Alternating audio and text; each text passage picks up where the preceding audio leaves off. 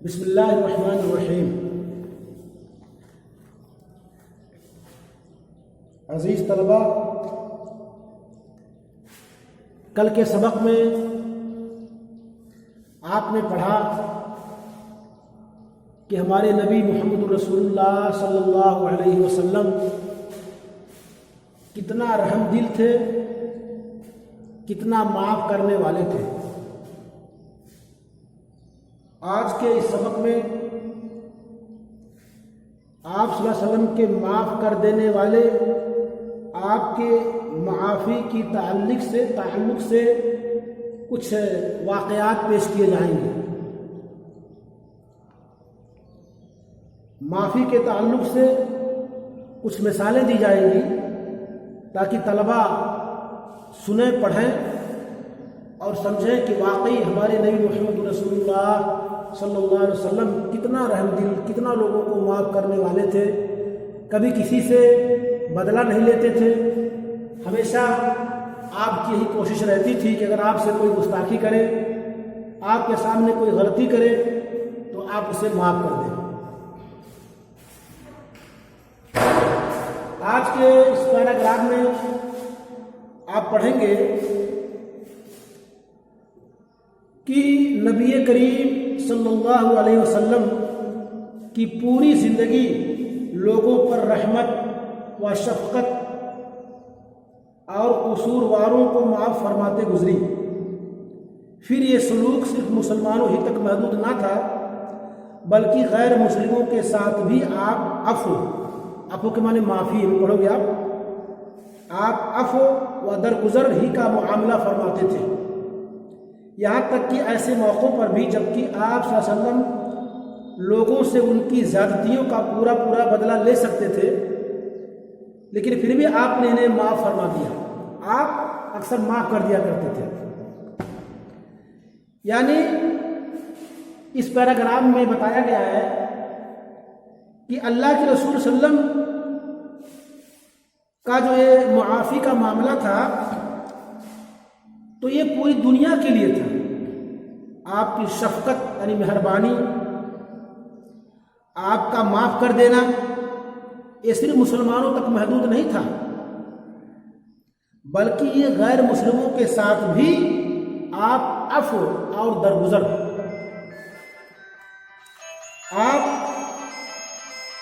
آپ غیر مسلمانوں کے ساتھ بھی یہ معاملہ رکھت کرتے تھے۔ یعنی صرف مسلمانوں کی بات نہیں تھی کہ آپ انہیں معاف کر دیتے تھے بلکہ غیر مسلموں کو بھی آپ معاف کرتے تھے۔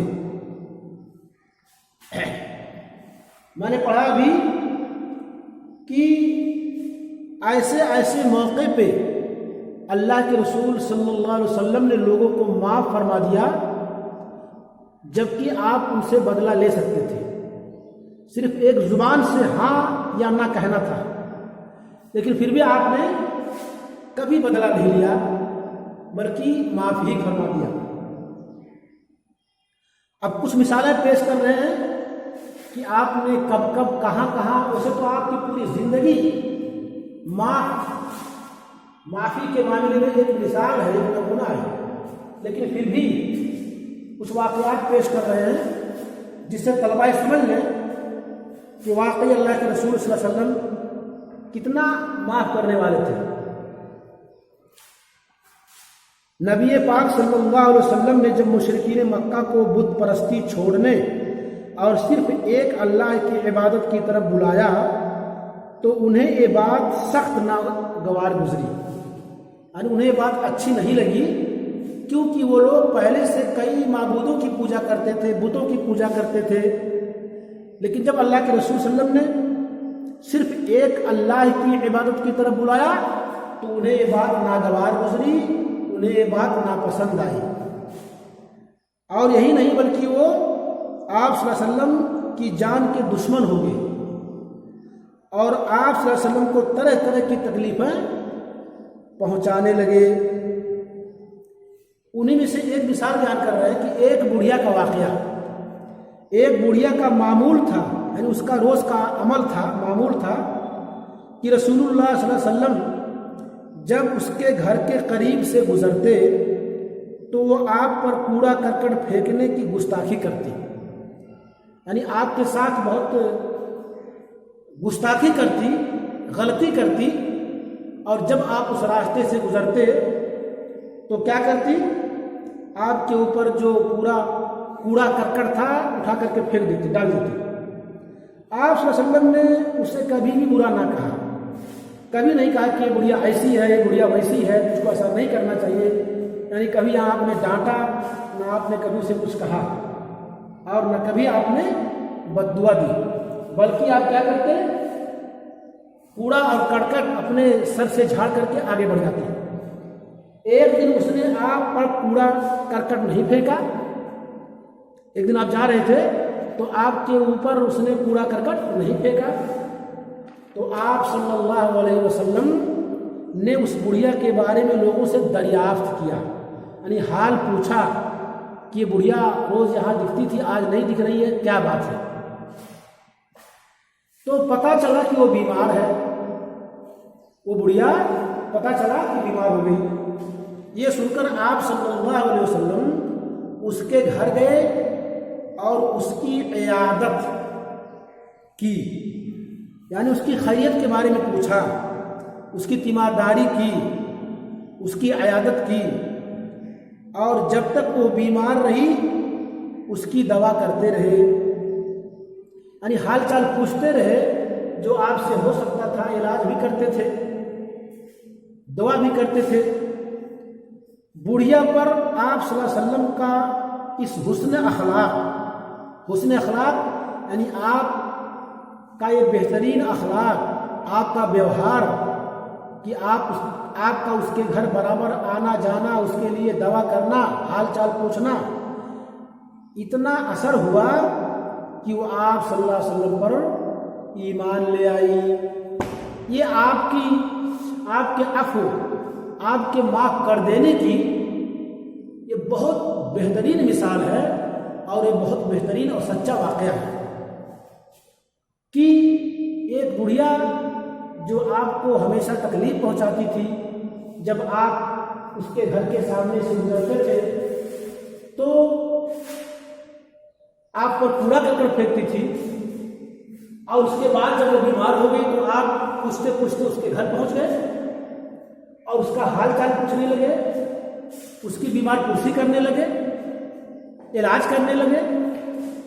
ظاہر بات ہے یہ بلند اخلاق کی مثال ہے، آپ صلی اللہ علیہ وسلم کے اچھے اخلاق کی بہترین مثال ہے، اور اس کا فائدہ کیا ہوا کہ وہ بڑھیا سمجھ گئی کہ یہ آدمی کوئی عام آدمی نہیں ہے، ضرور اللہ کا رسول ہوگا، اللہ کا بندہ، بہت اونچا اخلاق اس کا ہے، اور آپ کے اس حسن اخلاق سے اتنا متاثر ہوئی کہ وہ آپ پر ایمان لے آئی، اس نے اسلام قبول کر لیا اور سمجھ گئی کہ یہی آدمی صحیح اور اسی کا دین حق ہے۔ تو یہ آپ صلی اللہ علیہ وسلم کے معاف اور عفو کی ایک مثال تھی۔ ہاں جاوید احمد، آواز جا رہی ہے؟ اچھا ٹھیک ہے سنو۔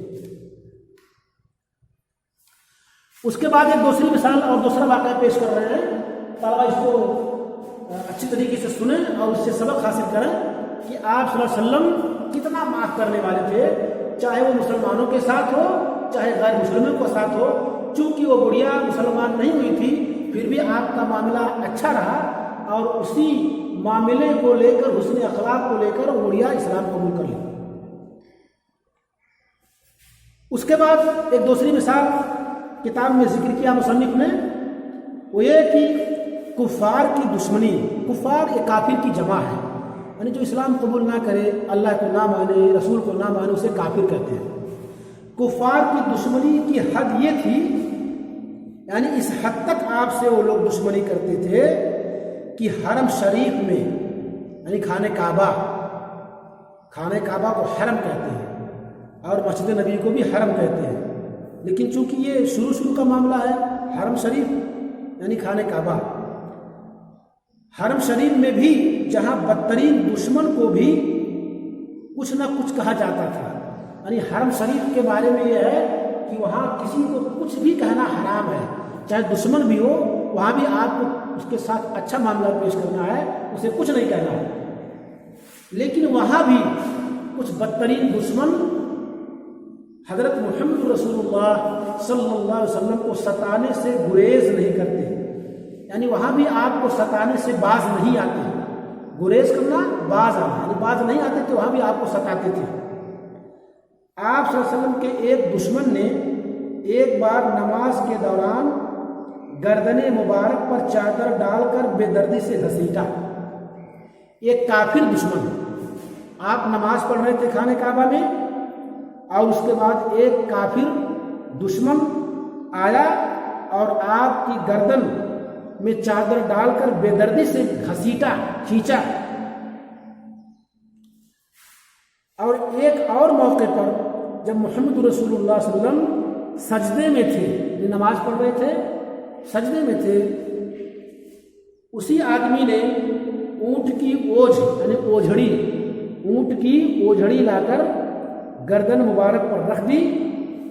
ان سب ذلیل حرکتوں کے باوجود نبی صلی اللہ علیہ وسلم نے انہیں بد دعا نہ دی اور نہ ہی اس سے انتقام لیا. اب طلبہ خود فیصلہ کر لیں کہ اللہ کے رسول صلی اللہ علیہ وسلم کے گردن میں چادر باندھ کر کے گھسیٹا جا رہا ہے، آپ کو نماز کی حالت میں آپ کے گردن پر اونٹ کی گندگی اوجھڑی لا کے رکھ دیا جا رہا ہے آپ کو تکلیف پہنچانے کے لیے، جبکہ آپ کی کوئی غلطی بھی نہیں تھی. آپ کی غلطی صرف اتنی تھی کہ آپ مسلمان تھے، اسلام کی دعوت دے رہے تھے، اسلام کی طرف لوگوں کو بلا رہے تھے. اسی بات کو لے کے وہ آپ سے دشمنی کر رہے تھے. تو اتنا سب کچھ کرنے کے بعد اللہ کے رسول صلی اللہ علیہ وسلم نے اس کے خلاف بد دعا نہیں کی اور نہ ہی کبھی ان سے انتقام لیا. انتقام نہیں لیا، بدلہ نہیں لیا. یہ آپ کا عفو، درگزر، معافی کے واقعات ہیں کہ آپ کتنے معاف کرنے والے نبی صلی اللہ علیہ وسلم تھے. آپ کی پوری زندگی اسی سے مثالوں سے بھری پڑی ہے کہ آپ بہت معاف کرنے والے تھے. ایک اور مثال دے رہے ہیں، یہ چھوٹی چھوٹی مثالیں ہیں، طلبہ اسے پڑھیں، سمجھیں اور غور کریں. ایک بار رسول صلی اللہ علیہ وسلم ایک درخت کے نیچے اکیلے آرام فرما رہے تھے. دھوپ تھی، اس درخت کے نیچے آرام فرمانے کے لیے آپ بیٹھ گئے. ایک کافر موقع پا کر ننگی تلوار لیے آپ کے سر پر آ کر کھڑا ہوا اور بولا، یعنی ایک کافر تلوار اپنے نیام سے نکالا اور نکال کر کے آپ کے سر پر کھڑا ہو گیا اور للکار کر کے بولا، بتا اب تجھے مجھ سے کون بچا سکتا ہے؟ اے محمد، میرے ہاتھ میں تلوار ہے، اب بتا مجھ سے تجھے کون بچائے گا؟ آپ صلی اللہ علیہ وسلم گھبرائے نہیں، بلکہ آپ نے نہایت اطمینان سے فرمایا، ہاں بچے، کیا فرمایا؟ ہاں بولو، حبیب اللہ، حبیب اللہ، آپ نے نہایت اطمینان سے کیا فرمایا؟ کتاب دیکھ رہے ہو کہ نہیں دیکھ رہے ہو؟ دیکھ رہے ہو لیکن سن نہیں رہے ہو، خالی ایسے کتاب کھول کے بیٹھے ہو گے. بولو اگر دیکھ رہے ہو تو. آپ نے نہایت اطمینان سے فرمایا، کیا فرمایا؟ نہیں معلوم. جاوید احمد، کیا فرمایا آپ نے؟ ہاں، کتاب لگتا ہے دیکھ نہیں رہے ہو نا.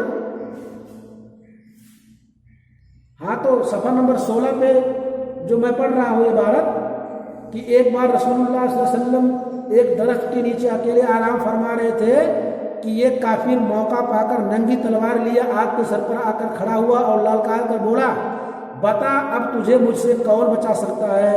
آپ صلی اللہ علیہ وسلم نے نہایت اطمینان سے فرمایا، کیا فرمایا؟ میرا اللہ. ہاں، اس طریقے سے آپ جڑے رہیے، جسے موبائل سے جڑے ہوئے ہیں اسے کتاب سے بھی جڑے رہیے تاکہ کوئی سوال کیا جائے تو آپ فوراً بتا سکو. تو آپ نے کہا کہ میرا اللہ، یعنی مجھے بچانے والا میرا اللہ ہے. یہ سن کر کافر پر ایسی ہیبت کے معنی ڈر، خوف، ایسی ہیبت طاری ہوئی کہ تلوار اس کے ہاتھ سے چھوٹ گئی، تلوار اس کے ہاتھ سے چھوٹ گئی۔ رسول اللہ صلی اللہ علیہ وسلم نے وہی تلوار اٹھائی اور اس سے پوچھا اب تو بتا تجھے مجھ سے کون بچا سکتا ہے، اب تو بتا تجھے مجھ سے کون بچا سکتا ہے۔ یہ سن کر وہ خوف سے کانپنے لگا، کیونکہ وہ اللہ کو تو مانتا ہی نہیں تھا، اللہ پر اس کا ایمان ہی نہیں تھا۔ یہ سن کر وہ خوف سے کانپنے اور معافی مانگنے لگا۔ آپ صلی اللہ علیہ وسلم تبسم فرماتے ہوئے، تبسم یعنی مسکراتے ہوئے، آپ نے غصے کا اظہار نہیں کیا، آپ غصے میں نہیں ہوئے بلکہ ہنستے مسکراتے ہوئے پھر اسے معاف کر دیا۔